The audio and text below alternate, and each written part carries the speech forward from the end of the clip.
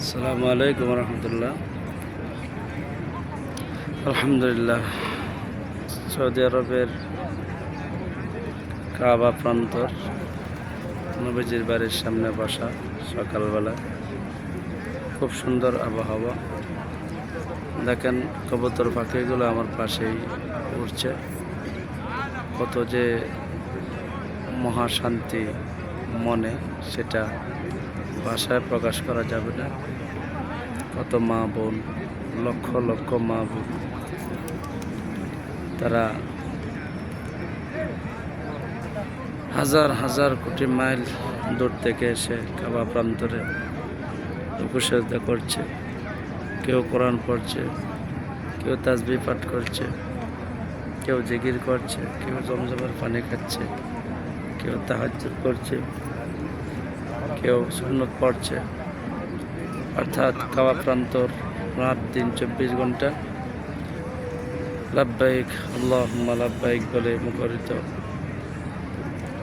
আল্লাহ পাকের নাম প্রতিটি ইঞ্চি ইঞ্চি মাটিতে উচ্চারিত হচ্ছে।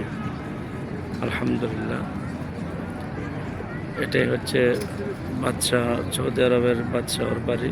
এই যে এটা, আর এটা হচ্ছে ঘড়ি সাফা মারওয়া পাহাড়ের উপরে। এটা হচ্ছে ঘড়ি। আমার ডান পাশে যেটা দেখতে পাচ্ছেন, এটা হচ্ছে আবু জাহেলের বাড়ি। এই যে এটা, প্রত্যেক মুসলমান এসে আবু জাহেলের বাড়িতে প্রস্রাব করে, পায়খানা করে। আর নবীজির বাড়িতে, এটা হচ্ছে আমার নবীজির বাড়ি। নবীজির বাড়িতে এসে বই পড়ছে, সেখানে পাঠাগার করা হয়েছে। এটাকে বলে সৎসঙ্গ স্বর্গবাস, অসৎসঙ্গ সর্বনাশ। রাসূলুল্লাহ সাল্লাল্লাহু আলাইহি সাল্লামের সাহাবায়ে কিরাম যারা রাসূলের দাওয়াত দেওয়ার পর সাথে সাথে কালিমা পড়ে মুসলমান হয়ে গিয়েছেন, ওই সমস্ত সাহাবীরা, রাসূলের জরুরিগত সাহাবী যারা,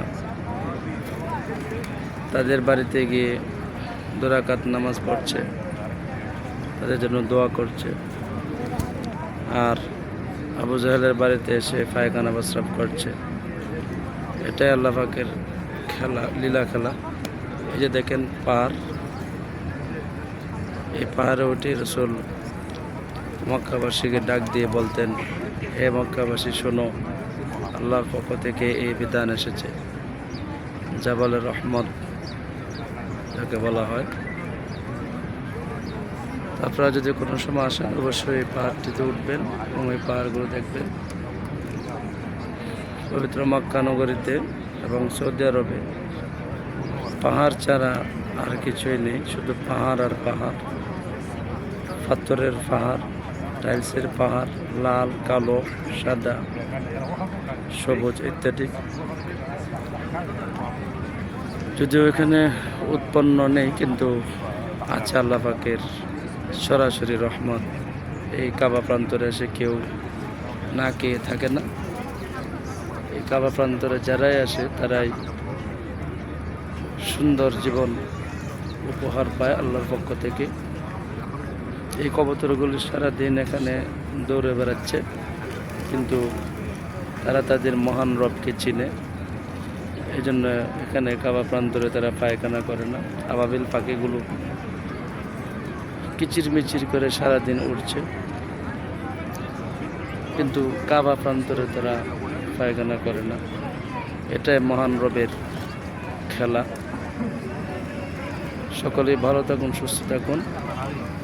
আল্লাহ পাক সকলকে ভালো রাখুন। জানি না আর জীবনে এই কাবা প্রান্তরে পবিত্র মক্কা নগরীতে আসতে পারবো কিনা। আল্লাহ পাক যেন আমাদেরকে দ্বীনের জন্য কবুল করেন। আল্লাহুম্মা আমিন। মা তৌফিক ইল্লা বিল্লাহ। ও মহান রব, শুকরিয়া তোমার দরবারে। আলহামদুলিল্লাহ হামদান কাসীরা ওয়া সুবহানাল্লাহি বুকরাতাও ওয়া আসীলা। আল্লাহুম্মা আমিন ইয়া রাব্বাল আলামিন।